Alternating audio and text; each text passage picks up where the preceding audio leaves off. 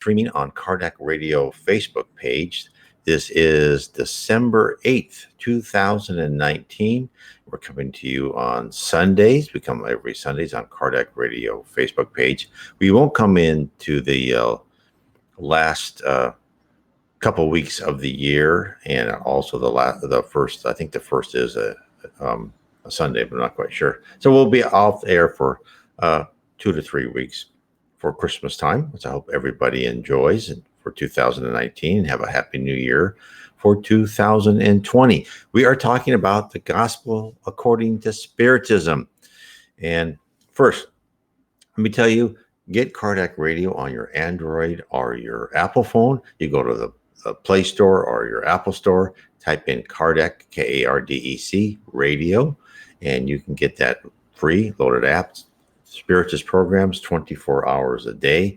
Come join our Kardec Radio Facebook page. There's all sorts of information. There's people now giving lectures and talks, all wonderful things.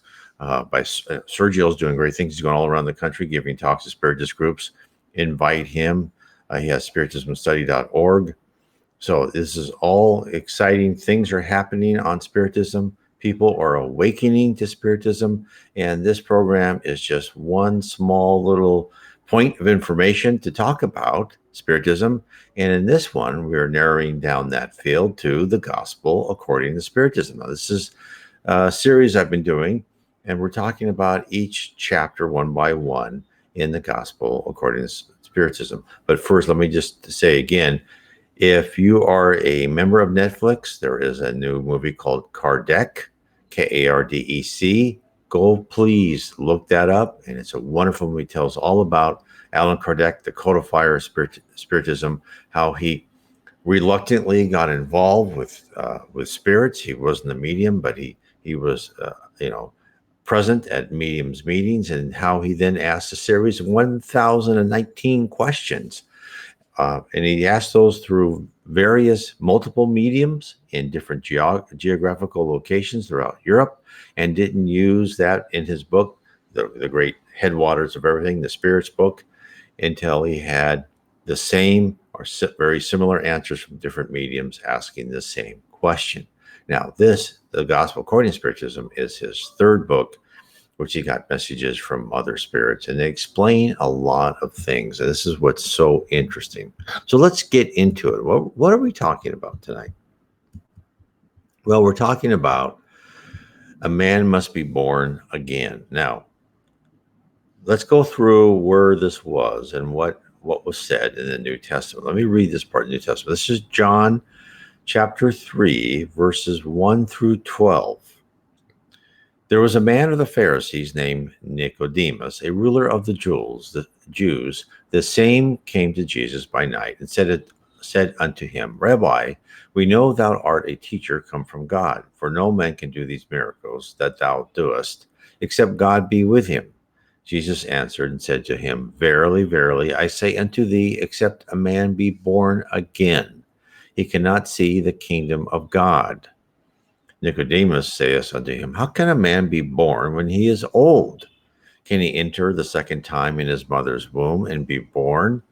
And Jesus answered, Verily, verily, I say unto thee, except a man be born of water and of the Spirit, he cannot enter into the kingdom of God. That which is born of the flesh is flesh, and that which is born of the Spirit is spirit. Marvel not that I said unto thee, Ye must be born again. The wind bloweth where it listeth, and thou hearest the sound thereof, but canst tell whence it come, and whither it goeth. So is everyone that is born of the Spirit. Nicodemus answered and said unto him, How can these things be? Jesus answered and said unto him, Art thou a master of Israel, and knowest not these things? Verily, verily, I say unto you, we speak that we do know, and testify that we have seen, and ye receive not our witness. If I have to given you earthly things, and ye believe not, how shall ye believe if I tell you of heavenly things? So before that, as Allan Kardec writes, and I'll read what he's written now, he said that the idea that John had been Elias Elias, and that the prophets could relive again on earth is to be found in many passages of the New Testament, but it is quoted in the above extract, what I just read. If this was an erroneous belief, Jesus would have combated it as he did many others, but from this he gave it complete sanction and authority by making it a basic principle and necessary condition by saying, no one may reach the kingdom of God if he is not born again. And further insisted when he added, do not be surprised when I say it is necessary to be born again. So Allan Kardec goes through, then he looks at this, he goes to the words, if a man is not born again of water and of spirit. And he says these have been interpreted in the sense of regeneration by means of the water of baptism. But in the original text, it was said simply, not born of water and of spirit, where in some translations, the words of spirit has been substituted by the word Holy Spirit, which does not correspond to the original meaning. Now, the important point from this first comments, which will be raised and Allan Kardec says, which will be confirmed beyond possible doubt, is to enable the real meaning of these words to be reached is also necessary to pay attention to the significance of the word water, which is not used here in its usual sense. The knowledge of physics was very imperfect in ancient times, when it was believed that the earth had risen out of water. Therefore, water was considered to be the exclusive primitive generating substance. This is why we read in the book of Genesis, the Spirit of God moved upon the face of the waters. It floated above the waters. Let there be firmament in the midst of the waters. Let the waters under the heaven be gathered together unto one place, and let the dry land appear. So, what Allan Kardec is saying that was be born of water and of spirit, and is what Jesus meant really is what Spiritism probably calls now universal fluid, which is everything. Everything is created by universal fluid, and all the different molecules and elements of nature are created by different densities, vibrations, and harmonies of spirits using their mind to modify universal fluid into whatever element they desire it to be. So Allan Kardec goes on to say, so what is born of the flesh is flesh, and what is born of the spirit. So here Jesus established a clear distinction between body and spirit. When he says what is born of the flesh, clearly indicates that only the body generates from the body and that the spirit is independent. And then he says the words, the wind blows where it wishes, and you hear the sound, but know not from whence it comes nor whence it goes. That's referring to the Spirit of God, who gives life to whom he wishes, or rather to the soul of man. The words, you know not where it comes from, nor where it goes, signify that we do not know who the Spirit had been previously, or who it will be in the future. If the spirit or soul was created at the same time as the body, we would know where it came from, because we would know its beginning. Whichever way you look at the passage, it confirms the principle of the pre-existence of the soul and subsequently the plurality of existences. So again, that's what they're saying. John the Baptist was Elias. What is that but reincarnation? When Paul says, I knew I was made for this job, what is that except being trained while he was in the spirit world for his incarnation as Paul? There's so many things. And then I thought Allan Kardec's explanation of the water makes total sense, right? He's not saying you must, of course, and then they also showed John the Baptist would dunk people into the rivers, and that's where we got baptism. But I believe that was symbolic, and that's what people could understand. Because remember, Spiritism tells us that we're not told things that we cannot comprehend and we cannot absorb. If there was this completely different meaning of the word reincarnation, the word, you're a reincarnated, you're a spirit, that would have been so alien to people at that time, they would have just denied it, and it would not have flown through. So therefore, this is why Jesus talks in parables and stories and these type of things, because they're just getting us to understand these concepts. They can only tell us what we're ready to listen to. Just like, your child, You can't use advanced concepts because they'll tune you out, and that'll be the end of it. So whereas they hinted, right? He said you cannot enter the kingdom of God unless you're born again. Well, that is a perfect explanation of what Spiritism tells us. That is reincarnation. And as I've talked about earlier before, what's the process when we talk about reincarnation? What's the process of reincarnation? The process is reincarnation is just one part of it, where we are born again into a human body here on Earth, right? There's other planets and other human-like bodies, but let's talk about Earth for a minute. Our Earth, our planet of atonement, where we live in chaos because we're here to pay for our past wrongs. So if we look at just reincarnation, we're reborn again. Why? Well, no. You have to add other things to it. You have to add the fact that karma. What is karma? Karma tracks everything we do. And so as Spiritism says, for every action, there is a reaction. So as was told by as the Spirit Emmanuel told Chico Xavier, that everything we think is tagged and recorded, every thought, everything. Of course, that's why if you look at when you read my books about NDEs, well, the spirit world talks to us. That's how when a person has an NDE, they can replay scenes from that person's life and know what that person was thinking, and everyone else they talk to, they can know what they were feeling and thinking, everything. So you have karma, which then takes the information that was tracked for every single person, every single thought in our, let's say, the Earth, not to mention the universe. Let's talk about the Earth right now. Then karma says, okay, we have the law of karma. Using the law of karma, we say every action has a reaction. So, okay, if this person did not learn this lesson in that life, let's help them learn this lesson, be honest, not cheat people, etc., in the next life.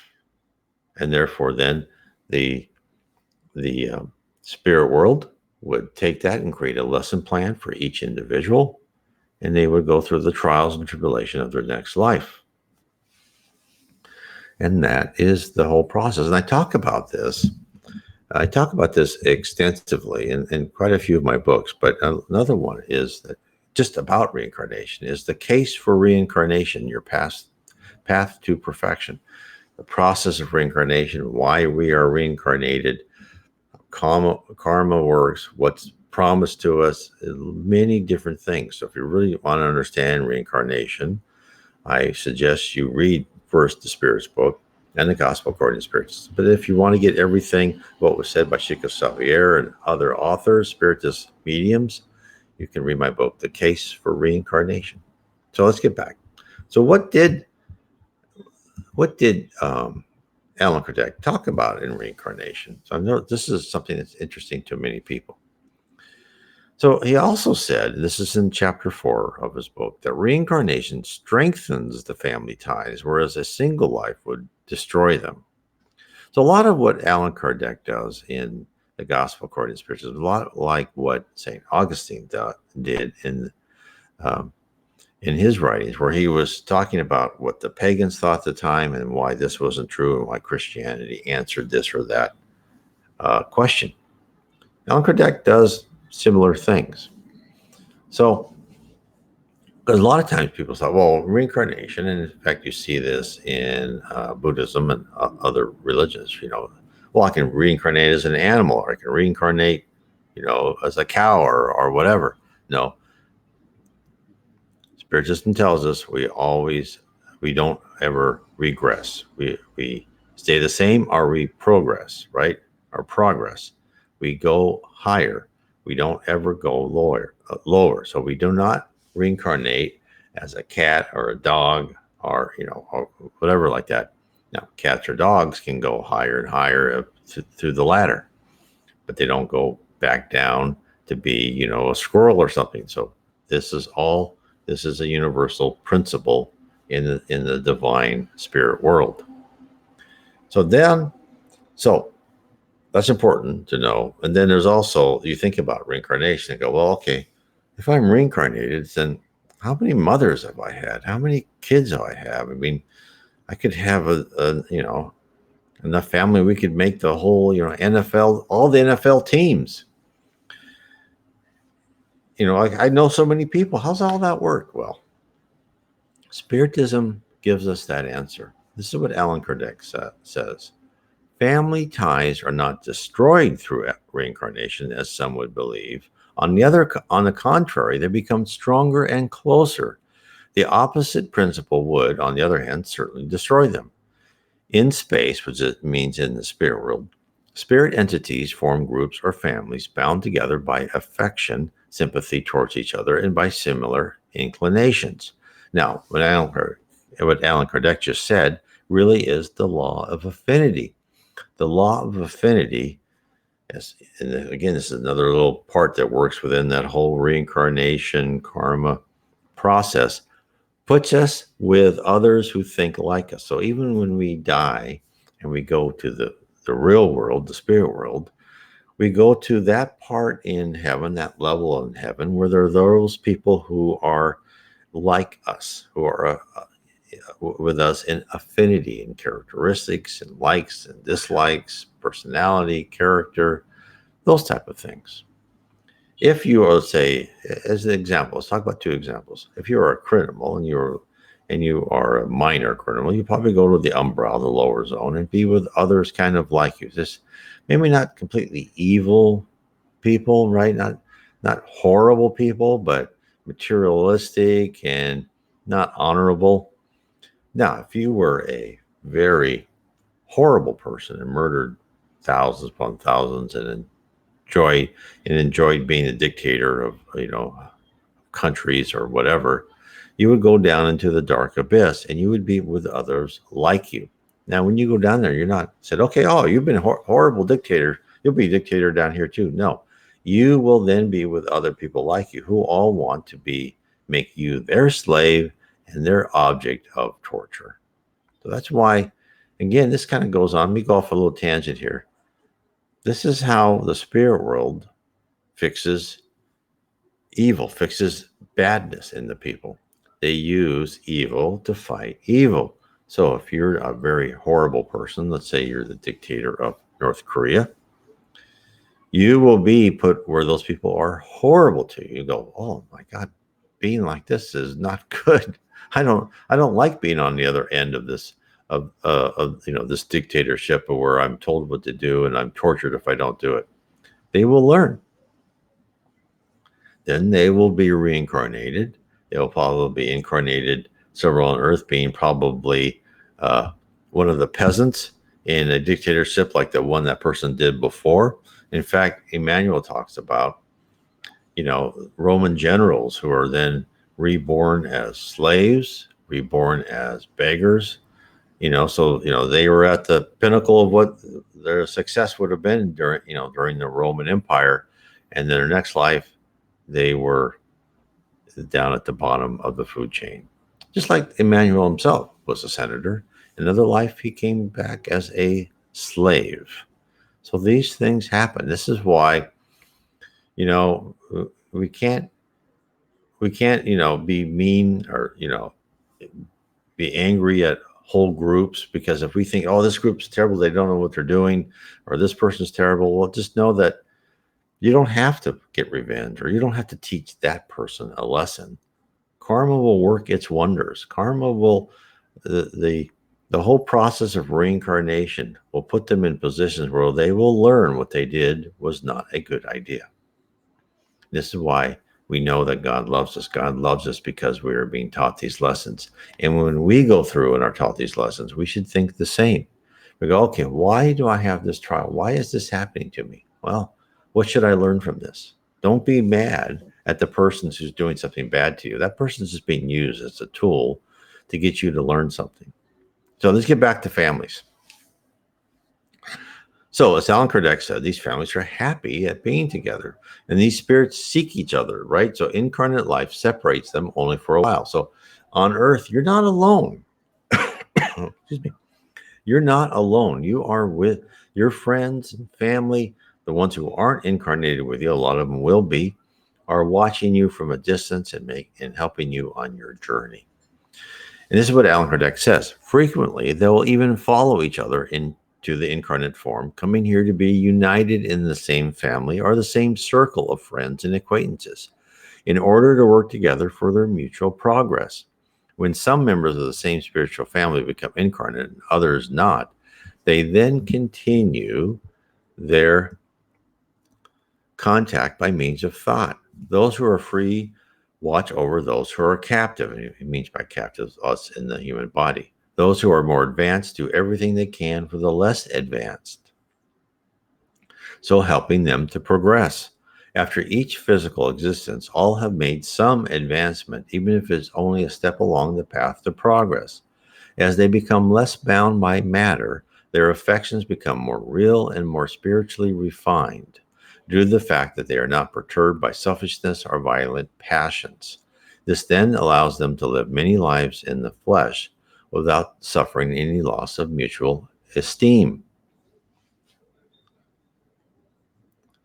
So, and then we have someone just commenting on what my talking right now. And this is what this person is saying, and it follows to what I'm trying to project to you. It says, what I'm beginning to sense is that this earth life stage is one half of the University of Wisdom's teaching process, and down here in this density, we are in the ontological lab where we explore, experience, self-educate, evolve, all on an eternal timeline. Then when we leave the laboratory and return back home, we do that SWOT, which analysis, which I think I forgot what SWOT is. I used to know that when I was a middle level manager. It used to be like a planning. Oh, I think it was threats is the T. People have to look at that to begin to set up our next life's plan. That is what I'm sensing, and that's exactly true.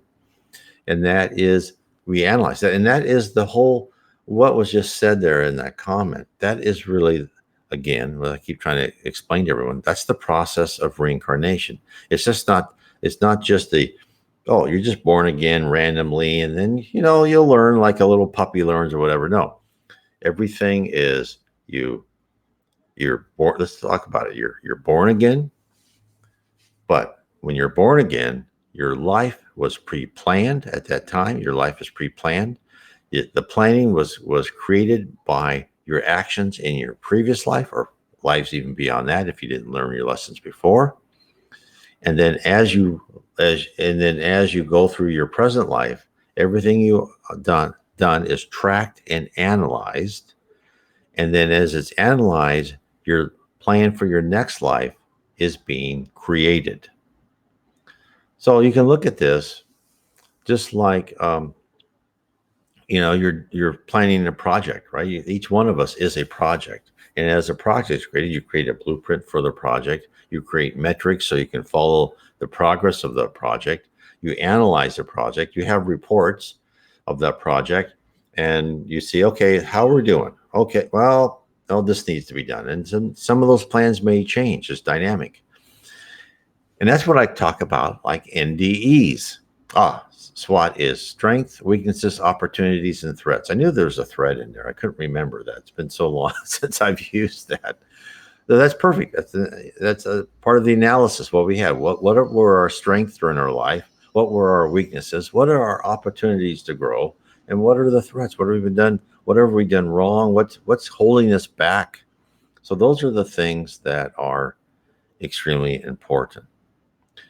Now, and again, this is what I say when people need to have, if they're really going off kilter, I believe, and this is those people that have NDEs, or those that are like those ones that are their life plan wasn't following what they should be doing, and they said, "Oh, let's take this person out. Let's talk to them for a bit." Not all NDEs are like this, but a great many are, where you go and you talk. You kind of say, oh, this is your life. This is what you've done. This is what you've done correct. This is you may want to improve a bit.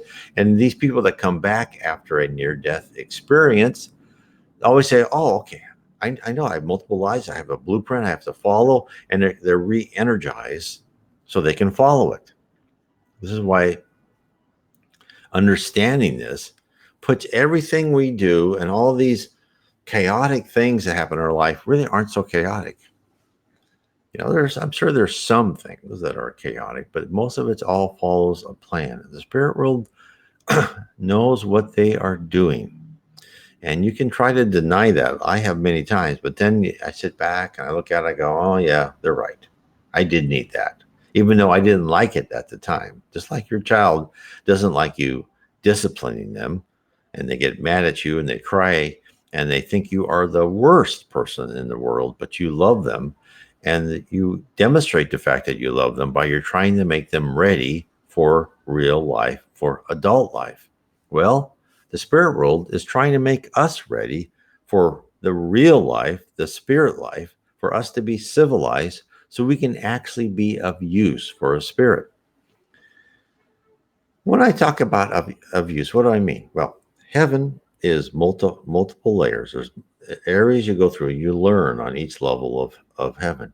But finally you reach that level, which is like the graduate level, where you've learned all the processes and the parts and how things work within the spirit world.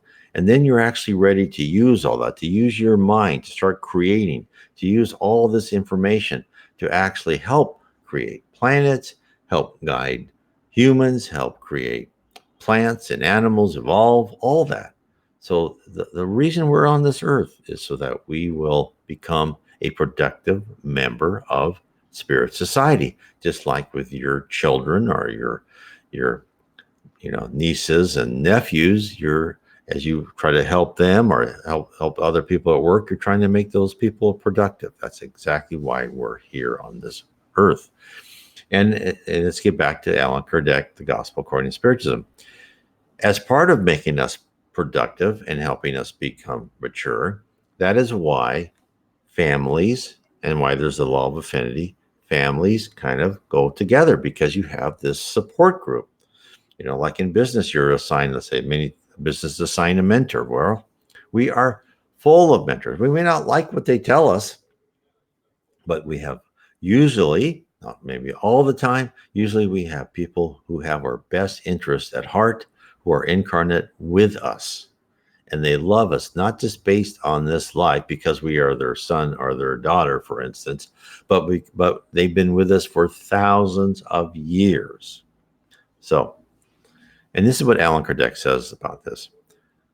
It is understood, of course, that when we refer to real affection, soul to soul being the only love which survives after the destruction of the body, so it follows that those of this world who join together because of physical attraction will have no motive to look for each other in the spirit world. The only lasting relationships are those linked by spiritual affection, all carnal affections being distinguished together with the cause that brought them about. In other words, the physical body. Understand by this that the physical cause no longer exists in the world of spirits, but the soul exists eternally. With regard to those who join together exclusively out of interest, they clearly mean nothing to each other. Death separates them both on earth and in heaven. The union and affection which can exist between relatives is an indication of former sympathies which have brought them together. This is why, when referring to someone whose character, taste, and inclinations holds no similarity to other members of the same family, it is customarily to say that they do not belong to that family. When saying this, the truth is expressed far more profoundly than suspected. God permits, this is what Allan Kardec is writing, that in certain families, these spirits who are uncongenial or strangers to each other reincarnate with the dual purpose of serving as a test for some members of that family and as a means of progress for others. In this manner, due to contact with good spirits and the general care dispensed to them, the bad or wicked spirits get better little by little. And of course, everyone has seen this, right? There's like the black sheep of the family. Well, usually, maybe not always, but I would say usually, that black sheep of the family, that person, you have this family, wonderful people, then you have that one person, either they got into drugs or they did something, or just, they're just totally different. They stick out like a sore thumb. that is usually, just as Allan Kardec said, a more primitive spirit that family volunteered to take to try and help them mold their character. Because remember, what Spiritism tells us, when we're born all the way to like between 15 and maybe sometime 18, 20, we, before that time, before 15 to 20, we are very moldable, right? We are very humble. We're children. We can be changed. But once they became around 15, their true character starts coming out. And this true character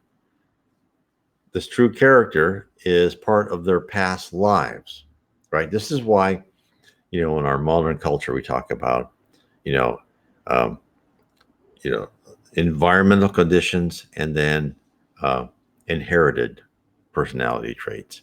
And really what inherited in personality traits, and yes, it's always a balance of both. There's not a one or the other, but really inherited traits are those ones that are given to our soul as we come out as 15 or past that age. Those are characteristics that we have gotten from all of our previous lives. But the environment in which there's a loving family can help some spirits who really needed that lesson to be a much better person, mold their character and kind of get rid of those primitive emotions and replace them with more noble emotions. So that is why everything's a combination. So, and then he goes on about the fear of some people with regard to the indefinite increase in relationships due to reincarnation. And he says, well, does the father has many children, love them any less than there's only one? And so I think the fact that a person may have had 10 incarnations does not mean that in the spirit world he'll find 10 fathers, 10 mothers, 10 wives, and a prodigious number of children. Really, what they will do is that person will encounter only those who have been the object of his or her affections, some of whom would have been linked to here on earth in various relationships, and perhaps even the same one. There was a great talk by Geraldino, and he talked about the spirit Emmanuel and the families, and he traced the families all the way from when Emmanuel was a Roman senator, and then the book 50 years later, which Emmanuel was a slave at the time, but then he worked for this couple, and there was this woman, who loved the guy, but he married someone else, and then her maid that kind of helped plot against them, right? And he traced their lives through various incarnations until in the 20th century, the man was married who he was married, but the woman who the woman and the maid who plotted against his wife, even back in Roman times, were then born as his sisters. So the spirit world not only keeps us together, but they also try to repair these relationships as we go. So you never know. That's why you try, especially with family members, if you really butt heads with family members, try to resolve that. And because if you don't, now they're going to be born with you again. So you might as well like them, because the spirit world does not like unresolved conflicts. Again, look at the whole part of process of karma, reincarnation, learning, tracking, right? What are the metrics? What are the metrics of reincarnation? Well, you're supposed to be a better person. If essentially you're supposed to be a pure spirit, you're not supposed to have enemies in this world, right? Remember, again, Jesus said, forgive 7 times 70. There's a reason for that, because if you have enemies, they will follow you even in the spirit world. And then if they're in the spirit world and you are in the physical plane at the time, they'll follow you there too. These are all things, all of these conflicts must be resolved. Now, further on in the Gospel according to Spiritism, in the sections about being born again, he asks, what are the limits of incarnation? This is what he says. In actual fact, incarnation does not have clearly defined limits if we are thinking only of the envelope which constitutes the physical covering of the spirit, since the materiality of this covering diminishes in proportion as the spirit purifies itself. In certain worlds more advanced than Earth, this covering is already less compact, less heavy, more refined, and consequently less subject to vicissitudes. In worlds of still higher elevation, it is translucent and almost fluidic. It dematerializes by degrees and finally becomes absorbed in the perispirit. According to the kind of world in which it lives, the spirit reclothes itself with a covering appropriate to that world. The perispirit itself undergoes successive transformation. It becomes more and more etheric until it reaches complete depuration, which is the state of all pure spirits. If special worlds are destined for more highly advanced spirits, they do not remain prisoners there as in the inferior worlds. The special state of detachment in which they find themselves allow them to travel to any part of the universe to which they may be called on in missions. He goes on to say, if we consider incarnation from the material point of view, such as can be verified here on Earth, we can say that it is limited to inferior worlds, but it depends on each spirit to liberate itself more or less quickly by working towards purification. We should also consider that in a discarnate state, that is to say, in intervals between bodily existences, the situation of each spirit depends on the nature of the world to which it is linked, by the degree of advancement it has acquired. Thus, in the spiritual world, we are more or less happy, free, or enlightened according to the degree of dematerialization achieved. And Allan Kardec actually wrote that, or put that in the Gospel according to Spiritism from a narrative sent by St. Louis in Paris in 1859. So what are we being told? So, and I tell you, let me go off for a second. Can't tell you how many people have told me through email or conversation, like, oh, I don't want to come back to this life. This life is horrible. I hate this life. I'm not planning on coming back. Well, I believe you have the free will if you are in a level of heaven. If you are in the lower zone, or if you are in, if you're like, into the dark abyss, then you'll be incarnated again when the spirit world thinks you should be. And you're not really part of the plan for your incarnation, because you're going to be taught things. You're a kindergartner or first grader. You don't get to pick your classes. But if you are in one of the levels of heaven, you work with other spirits and you plan out your body, you plan out your trials and your tribulation, you plan out the major events, and you also know what type of family members, who you're going to incarnate with as a group. Now, what does that mean? Is that then you ask for what you have. And when I have people saying, I don't like this life. And then I can tell when I talk to them, most of them are good people. They've gone through trials and tribulations that in their mind is not fair and is unnecessary, and they don't understand why. But what I try and tell them is, you probably created this because you really needed it.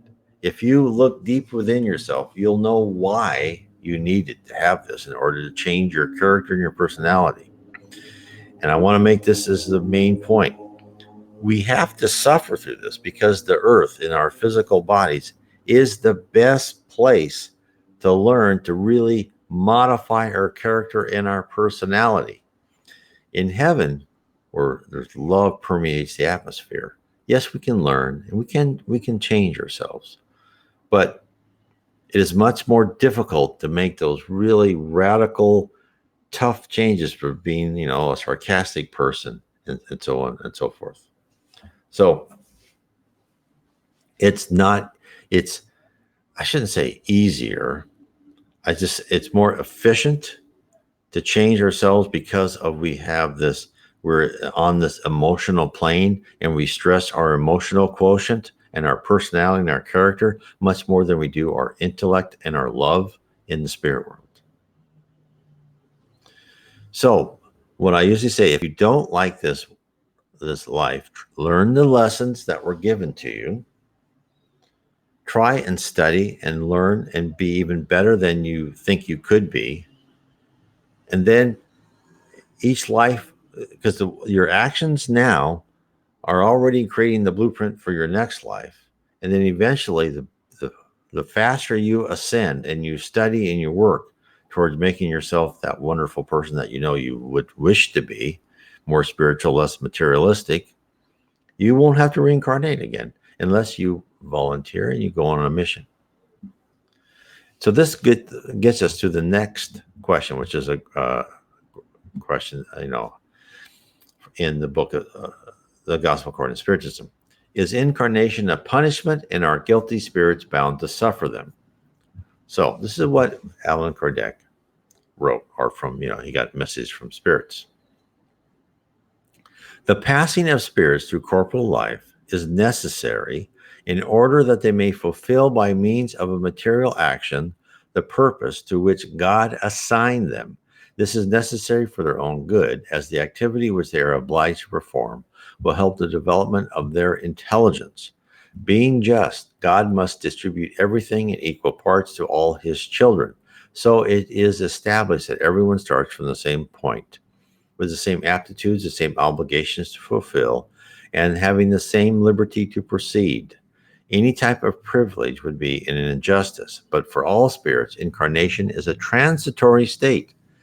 It is a task imposed by God at the beginning of life as a primary experiment in the use of free will. Those who discharge this task with zeal pass over the first steps of their initiation quickly, less painfully, and so are able to reap the fruits of their labor at an earlier date. Those who, on the contrary, make bad use of the liberty that God has granted them, delay their progress, and according to the degree of obstinacy demonstrated, may prolong the need for reincarnating indefinitely, in which case it becomes a punishment. So, again, this is exactly what people say. This life's a punishment. Well, it's a punishment because you are stubborn. You're not learning the lessons that you have been assigned to. And if you're not learning the lessons, you're going to get the lessons over and over again. There's no graduating just because you've aged out of this age, this class. That doesn't work. You don't get to age out of the class. You have to learn the lesson. You have to resolve. You have to improve in that area which you have to improve. And it gives you the other point that I need to finish. When I'm saying that if you're in heaven, you can put off being incarnated again. I don't know how long, but probably for a long, long time if you don't want to go.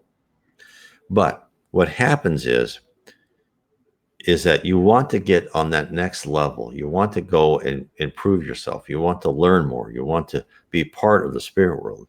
And in order to do that, you must repair and take out certain primitive emotions and replace them with more advanced emotions. And the only way to do that efficiently is to be incarnated again. So it's your decision. And that's why I think some people, they want to get that over with. And I think some people give themselves too harsh of a task and too harsh of a whole plan for their life. And so it really is tough for them. And if you may have wanted to be a little bit smoother on what you wanted to learn, but again, that's your free will. And as the spirits tell us, the person who judges you the most harshly is yourself. So think about that.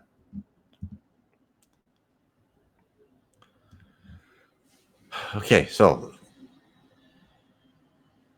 as Allan Kardec said, so one who doesn't want to learn will have to repeat certain lessons. It's not the work of the class which is the punishment, but the necessity to recommence the same work over again. And this, goes on to write, this is what happens to mankind on earth. For the primitive spirit, who is only at the beginning of his spiritual life, incarnation is the means which he can develop his intelligence. Nevertheless, it is a punishment for an enlightened man who, in a moral sense, has been greatly developed, to be obliged to live over again the various phases of a corporeal life full of anguishes, when he could have arrived at the end of his need to stay in inferior and unhappy worlds. On the other hand, if that person works actively towards his moral or her moral progress, they shorten the period of the material incarnations. And they may also jump over the immediate steps which separate him or her from the superior worlds. Now, is it possible to spirits to incarnate only once in any one world and then fulfill their other existences in different worlds? And this would only be possible if every person were at exactly the same point in both intellectual and moral development. The differences between them, from the savage to civilized man, show the many degrees which must be ascended. Besides, an incarnation must have a useful purpose.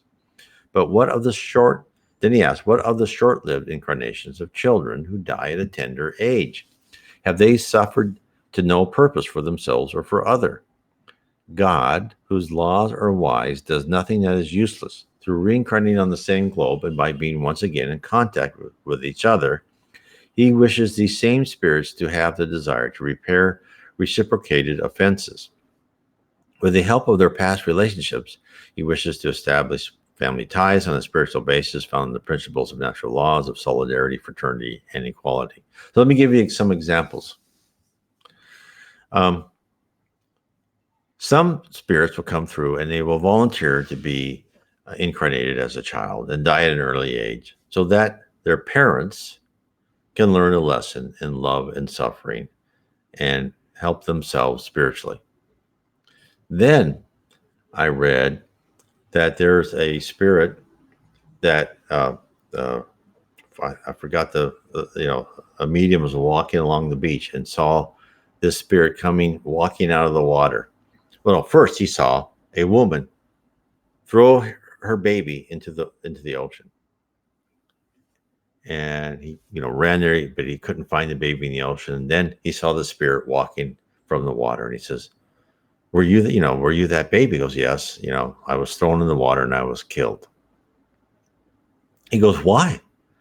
Well, it goes, in my past life I was a pirate, and when I took over ships, if there was children on, I just throw them overboard. They were useless. I didn't want them. And now, over and over again, I have been killed in different ways by mothers, and I'm going through what I did to other people. I hope it ends one day. Another reason. So there's always reasons for everything. It is just so interesting. Things are so intricate, and our lives are so interconnected that you never know what was the reason. And when you say, well, there's so much injustice in the world, and to us looking at life through the lens of one life only, because that person may just be a great person, and yet to have that happen to them is horrible. But when you look, that person may have asked that illness, may have asked that accident, whatever it was, or may have asked to have that person cheat them of all their money, whatever, because of what they wanted to learn from a past life and atone for from a past life. These things are all part of that. And this is what learning about and being a spiritist entails, is it really shows us the complexity of our life here on Earth. And I can't, stress this enough. It's important for people to really learn what it means. What is heaven like? What is a spirit? And this is why I think, a good study aid is my book too, for you to understand is, first I talked about my book, The Case for Reincarnation, all about reincarnation. But I think another motivating factor is, what is a spirit? Why do we have to train ourselves? What about being a spirit? Why is our life so hard on Earth? Well, I have a series of 3 books. Book 1 is Heaven and Below, all about heaven, about Jesus Christ in heaven. But book 2 is really all about spirits and the spirit universe. What is life like as a spirit? What are the spirit attributes? What talents? How do you go in the hierarchy of spirits? What do you learn? How do you learn? This is all there. And I think this is something that once you understand the complexity and just the wonderment of life in the spirit world, you understand why we have to go through the tough training we do here on Earth. It is not easy. It's not meant to be easy. As Chico Xavier said once, it's about 30% of the people, when they pass over, they go to one of the heavenly levels. That leaves about 70% of people who still haven't grasped the fact that karma is real, that what we do in this life means something, for us and in the next life. They haven't grasped the fact that all of our luxuries and the wealth we have are just transitory and they're unimportant, because what are we in the end? What can we take with us? We are an immortal spirit, and all that we take from us from the earth is our improvement here, and our improvement in our personality and our character. Because when we die, we still are who we were.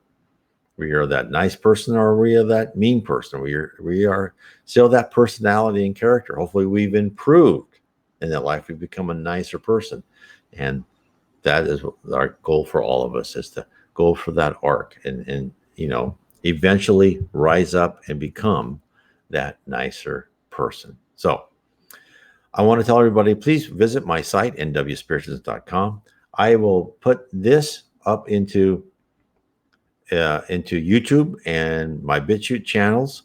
I post that Sunday nights or Monday mornings. Please go there and tell people to subscribe, comment, share this video to other Facebook sites. There's so much out there. I recommend for everyone to learn about Spiritism. It will answer your questions. Anyway, I want to say God bless to everybody and good night.